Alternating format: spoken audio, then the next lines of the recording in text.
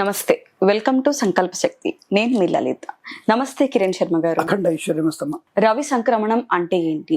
గోచార రీత్యా రవి సంక్రమణం ఎలా ఉంటుంది? ద్వాదశ రాశులకి ఈ రవి సంక్రమణం వల్ల ఎలాంటి ఫలితాలు ఉండబోతున్నాయి? మకర రాశి వైపు వెళ్దాం మనం. మకర రాశి వారికి ఎలాంటి ఫలితాలు ఉంటాయి? వీరికి కూడా వివాహం కాని వారికి రవి గురుల యొక్క సంయోజనం కావచ్చు. కర్కాటక సంక్రమణం రవి అనేవాడు సప్తమ స్థానంలో ఉన్నాడు కాబట్టి ఈ అష్టమాధిపతి అయినటువంటి ఈ మకర రాశికి రవి సప్తమంలో ఉండడం వల్ల వివాహ యోగ్యత, సంతాన యోగ్యత, అలాగే ముఖ్యంగా విడిపోదాం కూడా భార్య భర్తలు కూడా కలిసిమెలిసి ఉండగలిగిన అవకాశాలు, మంచి ప్రభుత్వ ఉద్యోగ ప్రాప్తి పొందుకోవడం, విదేశాల్లో కూడా ఉన్నతమైన ఉద్యోగ ప్రాప్తి పొందుకోవడం, తాత్కాలిక ఉద్యోగం పర్మనెంట్ అవడం, కానూను నియామకాల ఉద్యోగాన్ని పొందుకోవడం, రాజకీయ నాయకులకు కూడా మంచి పదవి లభించడం, అలాగే సినిమా రంగంలో ముఖ్యంగా నటీమణులకి, అంటే ఈ మకర రాశిలో ఉన్నటువంటి నటీమణులకి అద్భుతమైన యోగాన్ని పొందుకునే అవకాశాలు, అలాగే సోషల్ మీడియా, శాటిలైట్ జర్నలిస్టుల వారికి, సీనియర్ సిటిజన్స్కి, మహిళామణులకు కూడా ఆనందకరమైన శుభయోగాన్ని పొందుకునే అదృష్టంగా ఈ రాశి వారికి మనం మకర రాశి చెప్పవచ్చు. మరి మకర రాశి వారికి నెగిటివ్ కూడా ఒకటి ఉంది. ఏంటంటే కొంతమంది అత్యుత్సాహంతో అవతల వాళ్ళ విషయాలు తెలుసుకున్న క్యూరియాసిటీ, ఇతరుల విషయాల్లోకి జోక్యం చేసుకోవాలన్న క్యూరియాసిటీ మీకు నష్టాన్ని కలిగిస్తుంది. అలాగే మీ విషయంలో కాకుండా పక్క వాళ్ళ విషయంలో జోక్యం చేసుకోవడం, పక్క వాళ్ళ బాధ్యతల్ని తలకెత్తుకోవడం వల్ల కూడా నష్టం వచ్చే అవకాశం. సోదరులతో కాస్త జాగ్రత్తగా మాట్లాడే ప్రయత్నం చేయండి. ఇక్కడ మీకు సమస్య ఏంటంటే భార్యాభర్తల మధ్య మూడో వ్యక్తి జోక్యం ఉండబోతుంది. ప్రతి ఇంట్లో భార్యాభర్తల మధ్య గొడవలు అవుతాయి. ప్రతి ఇంట్లో రాముడికి సీతకి, పార్వతి పరమేశ్వరుడికి, బ్రహ్మగారికి సరస్వతికి, విష్ణుమూర్తికి లక్ష్మీదేవికి అందరికీ గొడవలు అవుతాయి. మనం ఎంత ఆఫ్టర్ మనం వాళ్ళు ఎలాగైతే భార్యల మాటను గౌరవించి వారు ఉన్నతమైనటువంటి స్థానాన్ని పొందుకున్నారు. ఐ రిపీట్, భార్యల మాట విని వారిని ఆనందపరిచి వాళ్ళు ఉత్తమ ఫలితాన్ని పొందారు. భగవంతుడు ప్రతి చోట రామాయణ, భారత, భాగవతాలలో భార్య మాట విని ప్రేమ అద్భుతాన్ని పొందుకున్న వాళ్ళందరూ భగవంతుడు. ఈ విషయాన్ని ఎక్కడ మర్చిపోకండి మీరు. మరి కావాలంటే మీరు అన్ని కూడా మరొకసారి రిపీట్గా చదవండి.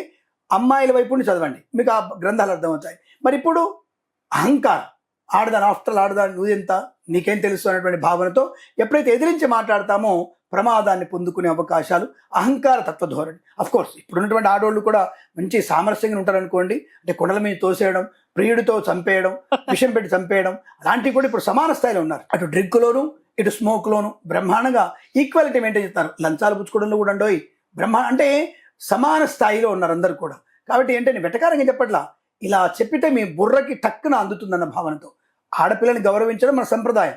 కానీ ఆడపిల్లకు కూడా భర్తను ఎలా చూడాలి, తమ్ముని ఎలా చూడాలి, అన్నని ఎలా చూడాలి, ఎక్కడ ఎలా సభ్యత సంస్కారం ఉండాలి, ఎక్కడ మిడ్డీ వేసుకోవాలి, ఎక్కడ స్తన్యం కనబడేట్టు ఉండాలి, కనబడకుండా ఉండాలి అనేది మన బుర్రకు ఉండాలి. ఎవరితో పచ్చబొట్లు వేయించుకుంటున్నాం, ఎక్కడ పచ్చబొట్లు వేయించుకుంటున్నాం, ఎక్కడ బొడ్డుకు ఎవరితో చీర కట్టించుకుంటున్నాం. చీర కట్టుకోవడం రాదా కనీసం ఆడవాళ్ళకి? సిగ్గుశరం లేకుండా స్థాయిపోయిందా? ఎక్కడ నువ్వు పచ్చబొట్టు వేయించుకుంటున్నావు? ఎవతో హీరోయిన్, ఎవతో యాంకర్ ఎక్కడో పచ్చబొట్టు చెప్పేసి దాని ప్రకారంగా నువ్వు మొత్తం జాకెట్ ఇప్పేసి ఇష్టం వచ్చిన చీర మీరు వేసుకుంటున్నారా? ఇదా మీకు ఉన్నటువంటి సంస్కారం? దీని గురించి గొప్పగా నేను మాట్లాడాలా? ఒక ఆడకూతురు నా ముందర ఉంది, అయినా ఎందుకు మాట్లాడుతానంటే సిగ్గుశరం రావడానికి. ఆడపిల్ల ఆలోచించండి, వీళ్ళ కన్న తల్లిదండ్రులకి సిగ్గుశరం లేదంట. నేను ఎవరైతే ఇలాంటి అసభ్యమైనటువంటి, అంటే ఎక్కడ అవయవం కనబడకుండా అక్కడ వీళ్ళు అసభ్యమైన వ్యక్తుల చేత, మగ దుర్మార్గుల చేత ఒకడు వీడియో తీస్తాడు, ఒకడు పచ్చబొట్టు వేస్తాడు, ఒకడు తుడుస్తుంటాడు.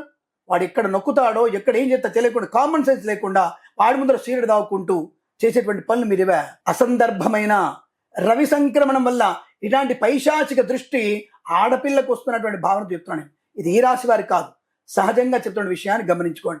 మకర రాశి వారికి దుష్టుల సహవాసం కూడా ఉంటుంది కాబట్టి జాగ్రత్తగా ఉండండి. ఇందైపోయిన జాగ్రత్త అనేది కాబట్టి అప్రమత్తంగా ఉంటే చాలు. భార్యాభర్తల మధ్య గౌరవాన్ని ఇచ్చిపుచ్చుకునే తత్వం ఉంటే తప్పకుండా ఆ ఇల్లు అనుకూలంగా ఉంటుంది.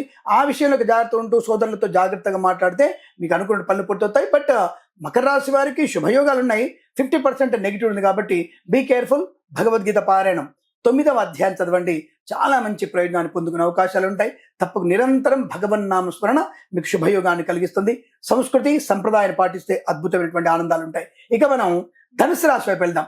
ధనుసు రాశి వారికి ఎలాంటి ఫలితాలు ఉంటాయి అంటే, ఈ రాశి వారికి ఈ రాశ్యాధిపతి గురుడు మరియు ఈ రాశికి భాగ్యాధిపతి అయినటువంటి, అంటే ధనుసు, మకరం, కుంభం, మీనం, మేషం, వృషభం, మిథునం, కర్కాటకం అష్టమాస్థానం. అంటే ఈ భాగ్యాధిపతి రవి అష్టమంలో ఉండడం, ఈ లగ్నాధిపతి కూడా అష్టమంలోకి వెళ్ళడం వల్ల ధనుస్సు రాశి వారికి కొద్దిగా ఇబ్బందికర వాతావరణం ఎక్కువగా ఉంటుంది. అంటే ఏమిటి వీళ్ళకు ఉన్నటువంటి నెగిటివ్ అంటే, ఇందాక రాశి చెప్పుకున్నాం, ఇతరుల విషయాల్లోకి తొంగి చూసి గాసిప్స్ ని స్ప్రెడ్ చేస్తుంటారు. వీళ్ళు వ్యక్తిగతంగా మంచి వాళ్ళే, సహాయం చేసినట్టే ఉంటారు, అవతలని పట్టి పీడిస్తుంటారు.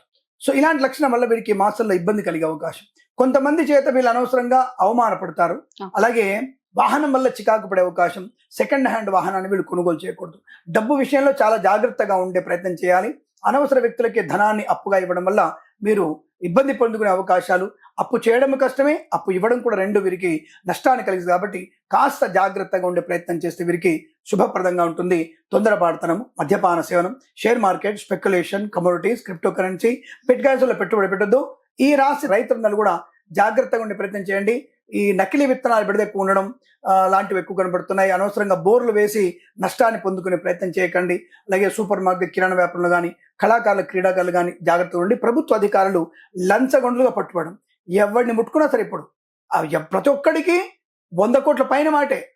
ఈ మధ్యకాలంలో తెలంగాణ ప్రభుత్వం వారు పట్టుకున్నటువంటి ఏసీబీలు పట్టుకున్న దాంట్లో దాదాపుగా పట్టుకున్న ప్రతి ఒక్కడు 100 కోట్ల పై మాట లంచాలు తీసుకోండి. ఏం చేస్తా నాకు అర్థం కాదు. 100 కోట్లు సంపాదించి ఓకే రైట్, దానికి దానం చేస్తున్నాం అంటే అది గతి లేదు. వీడు తిని తాగడం తప్ప ఒకటి చేసేది లేదు. కాబట్టి ఈ రాశి వారు మళ్ళీ అటువంటి దాంట్లో పట్టుబడే అవకాశం ఉంది. అలాగే రెండవది, ముఖ్యంగా ఈ ధనుసు రాశిలో ఉన్నటువంటి హీరోలు ఎవరైనా, అంటే నాయకులు ఎవరంటే ఈ చలనచిత్ర నాయకులు ఎవరైనా సరే ప్రమాదంలో పడే అవకాశం, సెట్లోనే ప్రమాదంలో పడే అవకాశం ఉంది. ఆ విషయాన్ని ఈ రాశిలో ఉన్నటువంటి వ్యక్తులు మళ్ళీ కొంతమంది అడుగుతారు, అదేదో వాడి పేరు చెప్పొచ్చు కదా, నాకేం తెలుస్తుంది వాడి పేరు, వాడి రాశి నాకేం తెలుస్తుంది, వాడి పేరు నాకేం తెలుస్తుంది. ఇప్పుడు ఏ అల్లు అర్జునో, ఏ పవన్ కళ్యాణో, ఏ చరణో, లేదంటే ఏ ప్రభాస్ పేరు చెప్తే అందరికి అయిపోద్దా? అంటే వాళ్ళలో ఎవరికి ఏ రాశి మనకేం తెలుస్తుంది? మీకు సోషల్ మీడియాలో పెట్టేటువంటి డేటా బర్త్లు వేరు, రియల్ డేటా బర్త్లు వేరు వాళ్ళకి. ఇది గమనించుకోండి. కాబట్టి ఈ బయట చెప్పేటువంటి కొంతమంది సోకాళ్ళ జ్యోతిష్కులందరూ కూడా వాళ్ళకి నిజమైనటువంటి డేటా బర్త్ తెలియదు.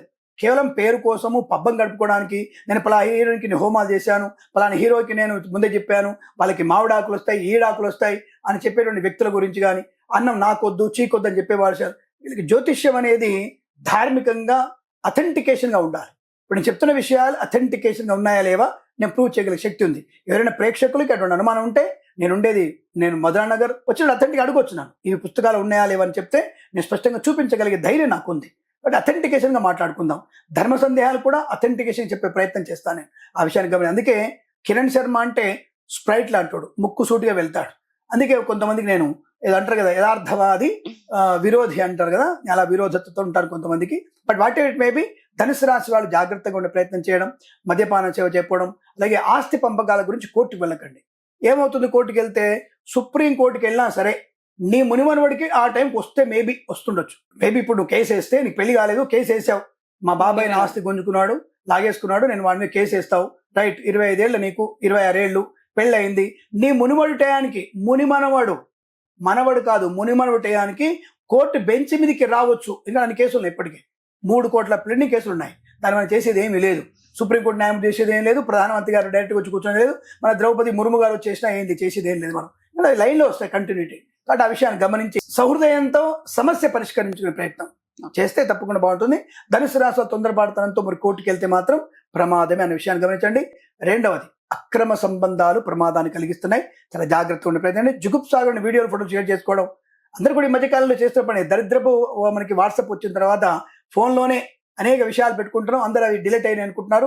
డిలీట్ అవ్వవు, అవి తప్పకుండా బయటకు వచ్చేస్తాయి. దాంట్లో ఉన్నటువంటి వీడియోలన్నీ కూడా, నగ్నమైన వీడియోలు మీరు చేసుకున్న వీడియోలన్నీ కూడా బయటకు వస్తాయి. తర్వాత మీ కుటుంబానికి, మీకు ప్రమాదం జరగడానికి అవకాశాలు ఇవే ఉంటున్నాయి. అలాగే ఈ ఓటీపీల ద్వారా మోసపోయే అవకాశాలు ఉంటాయి. కాబట్టి జాగ్రత్తగా ఉండండి.